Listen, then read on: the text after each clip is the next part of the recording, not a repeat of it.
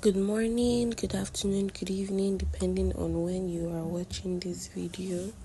I want to say welcome to class. Welcome to the importation class. Now, I'm going to be introducing you to importation, alright? So thank you for joining. So please just follow through and listen attentively. Okay. Now we are looking at the table of contents, alright? So this is basically what we are going to be learning in this class. Now we are going to be learning what is importation, what actually is importation, what's the rave about this importation that everybody is talking about.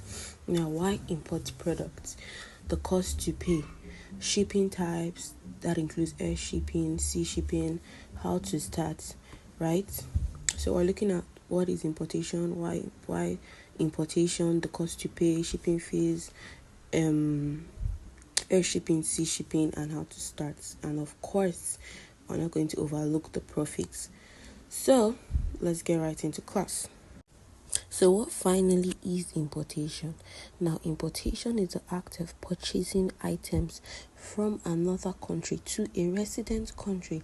That is how you buy goods from a country that you are not living in, and you get it into the country you are living in. So buying goods from China to Nigeria, China to Ghana, China to Kenya, this is what importation is. Okay, so it's basically buying goods from the country you are not resident in to the country you are resident in.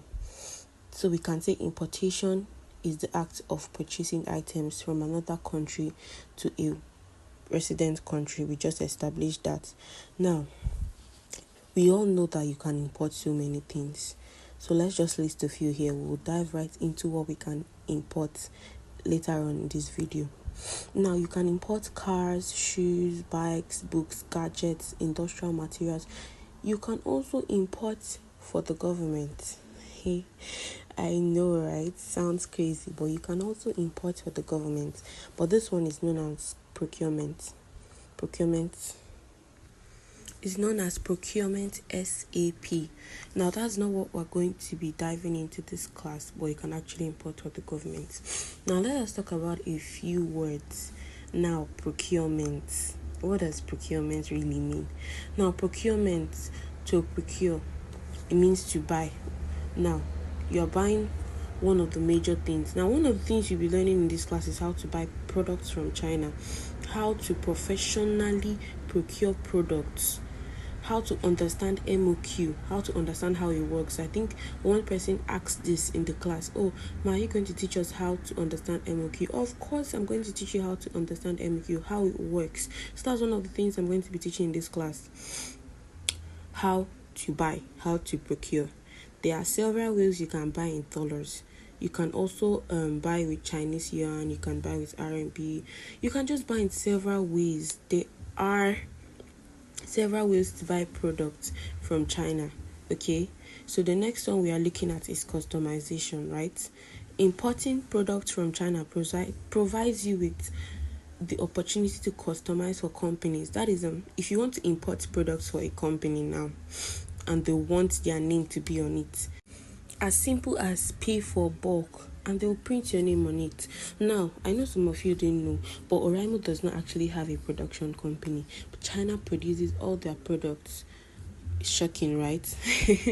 So you think that they're producing their products from one very, very, big building and everything. No, that's not true. China produces products for Oraimo. Now, same with Fendi, same with Gucci, right? They don't have channels to produce their products. It's a playbook, it's a blueprint of millions, right? Anyone can create this exact thing. So we know how customization works, how to customize goods, how to ask for customization. Now, let's say I want to invest 100 million in power banks and gadgets. I want it to be in my name. You can do that. We can teach you how to do that. So yes, to be like, oh, this person produced this power bank. You don't have to have a production company. China produces these things for you and then you customize your name on it. Simple. $1 million business. Okay, so let's get into logistics. Now, logistics. one of you, or all of you rather, can provide a professional procurement agency in logistics. Right? We are not just training you to know how to import and then you bring it. We are training you to become procurement agents. It's a bigger thing. We're looking at big things here. And the logistics structure of Nigeria, is not good enough. But it's a multi-million-dollar company, yes. Actually, it might not sound good, but and everything, but it's a multi-billion-dollar industry.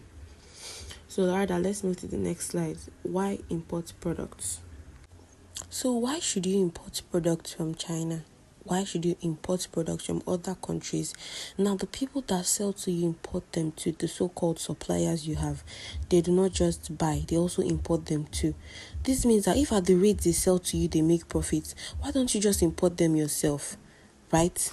If at the rate they sell to you, they make enough profits, why don't you import yourself? Have you ever thought of that? That's more profits, right? Now, let's say you are buying a solar fan for 100,000 from your suppliers. It means there's a volume of profits they are making in that 100,000. So why don't you just import yourself and save yourself that money that you would have lost by not learning importation, right? So yes, to import means to buy quality at a larger quantity. Did you get that? To import, I'm going to repeat. To import means to buy quality at a larger quantity. Okay? So you should import products because you want to leverage on the information you have. You want to be bigger, right? You don't want to have to pay for everything, all right? So let's say a solar fan costs 32,000 to import. You buy it for about 70,000 in Nigeria. You would have saved how much? You would have saved about 38,000 by not buying it in Nigeria, just by importing it yourself. You see, that's how you would have saved 38,000 naira. And it doesn't just apply to only solar fan, right? So you import because you want to leverage on information. You want to be bigger, okay? So what can you import? You can import anything. Well, apart from gun and bad things. But you can import anything. You can import bags, you can import shoes, you can import, trousers. You just fashion accessories, jewelries, gowns, machines, skincare products, some children clothes, industrial laptop chargers, electrical solar products. You can import anything from China, anything at all. So I think that's established. So let's go to the next slide. You can import anything, like I said, apart from gun. Now, the cost to pay. We're going to be looking at the cost to pay. Now, we established that importation is the act of purchasing items from another country to a resident country. You can import shoes, bikes, books, gadgets, industrial materials, and even for the government. Now, the cost to pay. Now, many people have issues, right, about paying the major cost price you pay by importing goods. So the first fees we're going to be talking about is freight fees. Okay, also what you call delivery fee. All right, are you getting me? Stay with me. Now, freight fee is the cost of taking goods right from where it is in China, from where it is in China to your Chinese warehouse. The cost of taking goods from, it's just like your in-house delivery within China. Let's say you are in Atta and you want to take it to Lagos or to Delta. The cost of moving the items from where you are to where you want them to be in China is what freight fee is. So, for example, now, like my personal warehouse is in Guangdong, right? Guangdong. So I bought a freezer from Puan. So I bought a freezer from Puan, I think, or Wuhan, some days ago. And they had to ship it from Wuhan to Guang. So I paid 90 yuan. That's 27,000 for the shipping. I paid for it. So they transported it through train transport from Guang. Then to my workers in China, they picked it up and they packed it and sent to Nigeria.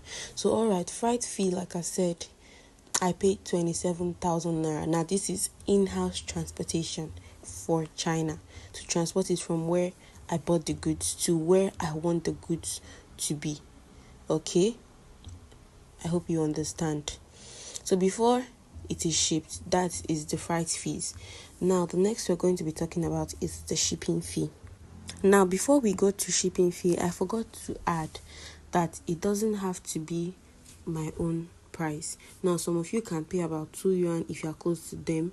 Sometimes free delivery, you can enjoy free delivery if you are close to them, or if you are doing promotion. So freight fee, like we established, is the fee you pay to get your items from where it is to where you want to be before it's shipped. So just understand that not every time you might pay freight fee. Sometimes you might get it free, sometimes it might be less, sometimes it might be high. So let's get that. Let's move over to shipping fees.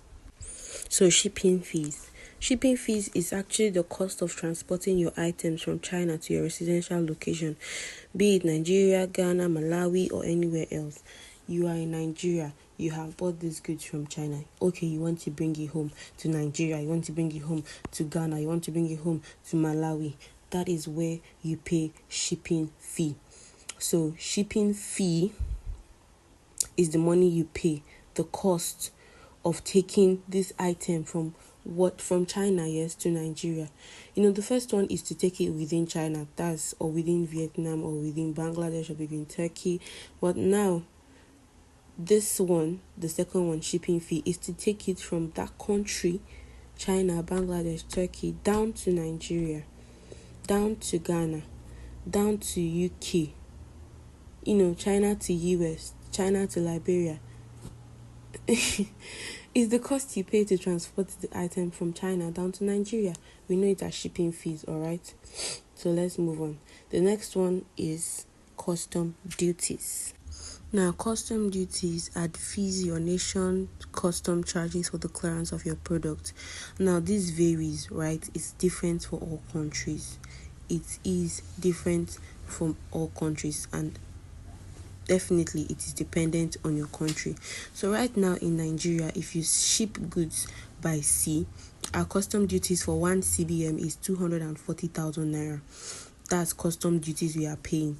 Now if you import a car, I think we pay about $1,000 or more. I think so, yes, about $1,000 for custom duties. If it's a new car, you pay more than that. Alright? So in essence, custom fees depend solely on your location or how much you are charging, right? So the next one we're going to be looking at is shipping types. For shipping types, there are various types of shipping and they vary. Their differences include time, price, and method of shipment. Now we're going to be looking at air shipping and sea shipping. They are just the two types of shipping we have. Well, now the beautiful thing is that air shipping is divided into two. We have two types of air shipping. We have the Guangzhou, I hope I'm pronouncing it right, Guangzhou, I'm not Chinese, and then we have the Hong Kong. That is the GZ and the HK for short. So we call it GZ and HK. So but for the class purposes, the name is on the slide, Guangzhou or Hong Kong. Now let me tell you the difference about these two, GZ and HK. Now Guangzhou GZ is for general goods. Now when I say general goods, I mean goods like bags, goods like shoes, what other thing, bags, shoes, bottles, plastic, yes, lipstick, lip gloss, all these things, they are general goods, right? And then we have Hong Kong, which is the HK air shipping. Now Hong Kong is for when you are you are importing tablets, you are importing a battery item. What we are buying has battery inside it. It is coming from Hong Kong, right? So basically we use Hong Kong to ship sensitive items, things that can break. We just said that you can import tablets, but you'll be using the HK, battery items, glass, skincare products, all these are from Hong Kong. All these sensitive products are from Hong Kong. So now the beautiful thing about Hong Kong, let's talk about Hong Kong, the HK air shipping. It takes 28 days to ship, right? It takes 28 days to ship. Now we have established that the Hong Kong takes 28 days to ship. Now the Guangzhou actually takes 7 to like 14 days, sometimes 5 days. Now this one is for general goods that you are buying: shoes, plastic, hair, bonnets, books, right? Basic things that are not sensitive. Whatever is not sensitive will come from Guangzhou, and it just takes a general timeline of like 7 days, sometimes 5, sometimes more, 14. So that's what the timeline takes. Now it's for the difference between Guangzhou and the Hong Kong shipping is the Guangzhou costs about $7.8, while the Hong Kong costs about $8, right? So Hong Kong costs $8, while the Guangzhou costs the $7.8. So it is more, Hong Kong is more expensive compared to the Guangzhou, which costs you the Hong Kong costs you now $8, so it's very expensive. Now another thing you should know about air shipping: it is very, very expensive, right? Compared to when you are paying, it is very expensive compared to sea shipping, right? Now when you are paying 15,000 on air shipping, be rest assured that you are paying 1.5 on sea shipping. You see the difference? So we have sea shipping. Now sea shipping takes about 60 to 90 days. But now the difference between these two types of shipping is time. But I always advise customers to always go for sea shipping because it is affordable, it is cheap, and it's from there you make your own profits. Actually, you make large profits because it's cheaper. And the sea shipping comes from the Nansha ports in Gong. It takes about 60 to 90 days. So it comes from I said it comes from the Nansha ports. So yes, so the difference between air shipping and sea shipping is time and the cost, right? So it's actually just the time. Okay, now if you are paying 100k on air shipping, you are going to be paying 10k on sea shipping. You see, if you are paying 500k on air, you're going to be paying 50k on sea. And the measurements are also different. Now let's look at the measurements of air shipping. Air shipping is measured in kilogram. That is the weight of the goods. That is kilogram. Now it is measured in kilogram. That is the weight of the goods you bought. You can buy an item for 3,000 naira. That is, if the item weighs 2 kg, you are going to be paying 30k for shipping fees, right? So if you bought it for 3,000 naira, you see, you're going to be shipping it for about 30,000 naira. You see, that's just how it is. If you buy an item on air shipping for 100,000 and the item weighs 1 kg, you are paying 15,000 naira. You see it now, but air shipping is valued on kilogram. The price you bought the item does not matter. You can say, but I bought it for 3,000, I bought it for this, I bought it for 5,000. It doesn't matter where air shipping is concerned. What matters is that the weight of this goods that you bought, if it's weighing 1 kilogram, if it's weighing whatever kg, you are paying per the kg. You see, so the cost of item does not count, but it does not count in either of the shipping fees anyway. So, but you see, that's why you see people say, I bought that machine for 200,000 naira. Why would I pay 500,000 naira? If the item weighs a lot, you pay a lot. If the item weighs a lot, you pay a lot. That's for air shipping. So we've established that for air shipping. Excuse me. Now the second type is sea shipping. Now sea shipping is measured in cubic meters. CBM, cubic meters. Now in sea shipping, you buy the item for 100,000 and the item is 0.1 cubic meter. You are paying 1,000 or let's say 2,000 based on the space the item contains in the container. Are you seeing the space? So if the item is very big, now if it takes a lot of space in the container, then to be shipped through a vessel, you are paying high shipping fees.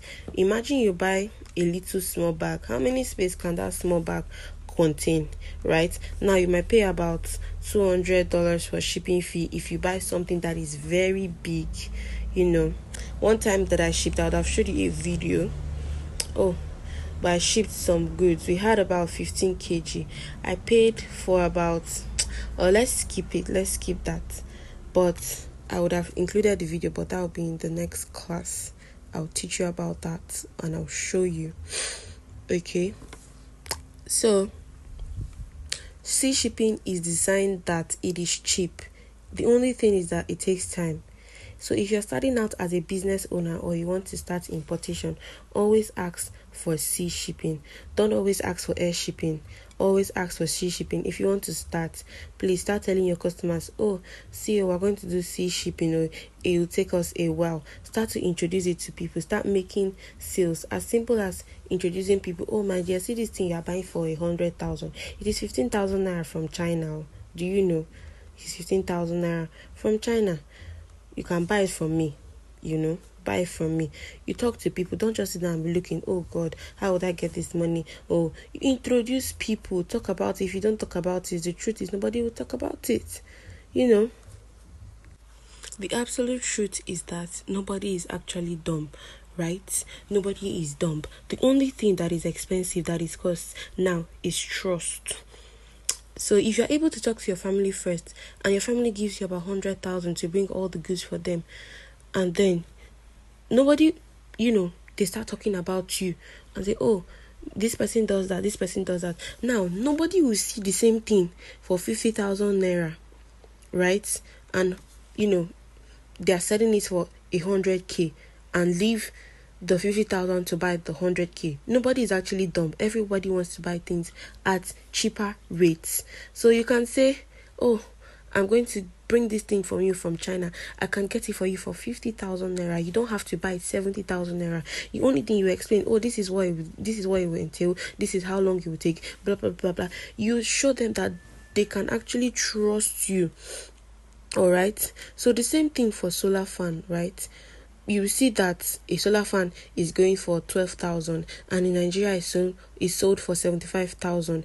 None of us will see that and leave. You see, we are not gullible people. We don't just know who to trust.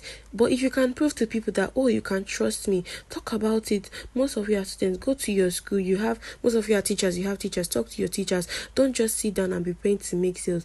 Go outside and talk, speak, open your mouth and talk about your business. Let people hear from you. Let them know that, this person is doing this and this. So when they hear it, they know that, they begin to trust you more.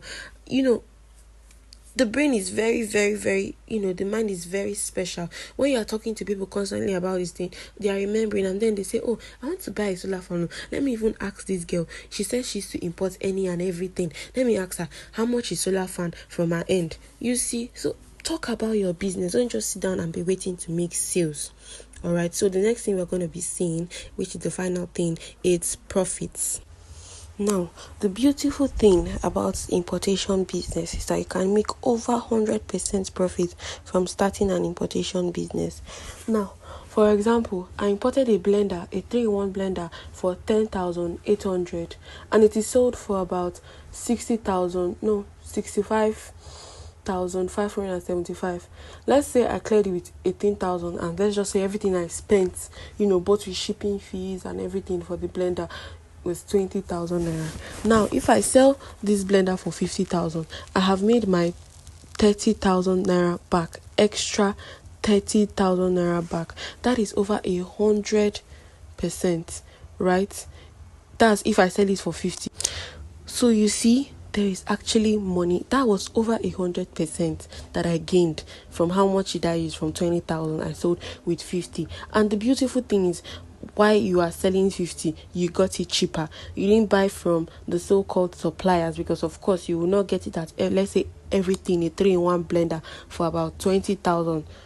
You will not get it like that. So, and let's say the highest maybe you can, it will not even prove, or it will not even show enough profit like that. So we talked about leveraging on information in this our class. So leverage the information you have. There is so much profit to make in this importation business. So I want you to sit down, go back to your books and think, what can I import? You can import everything and anything, and of course you can start from little things, or just general goods that people need, household items, kitchen items, basically things that people really need at this point.